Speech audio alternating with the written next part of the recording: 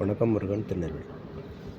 மெய்யாகவே நான் உங்களுக்கு சொல்லுகிறேன், கோதுமை மணியானது நிலத்தில் விழுந்து சாகாவிட்டால் தனித்திருக்கும், செத்தேதையாக மிகுந்த பலனை கொடுக்கும் அப்படின்னு சொல்லி ஒரு வேதப்பொருள்.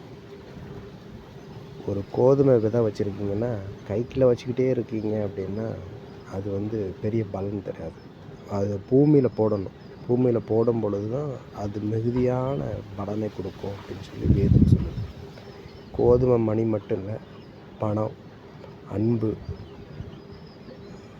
காதல், இது எல்லாமே அப்படி தான். நீங்கள் ஏதாவது ஒன்று பெற்றுக்கொள்ளணும்னு ஆசைப்பட்டீங்க அப்படின்னா விதைக்கணுமா.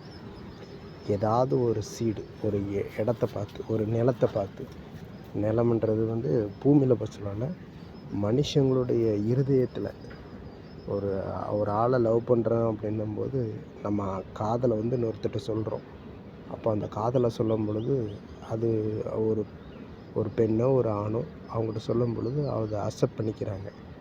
அப்போது அது அந்த இடத்துல துளிர் விட்டு முளைச்சி வருது.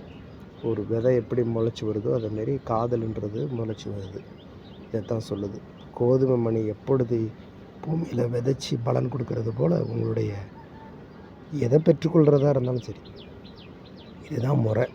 விதைக்கணும். ஏதாவது ஒரு இடத்துல விதைங்க.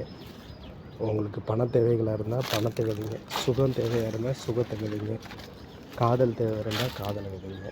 இந்த மாதிரி ஒவ்வொரு தேவைக்கும் நீங்கள் விதைக்கிறதுல தான் பலனை பெற்றுக்கொள்ள முடியும்.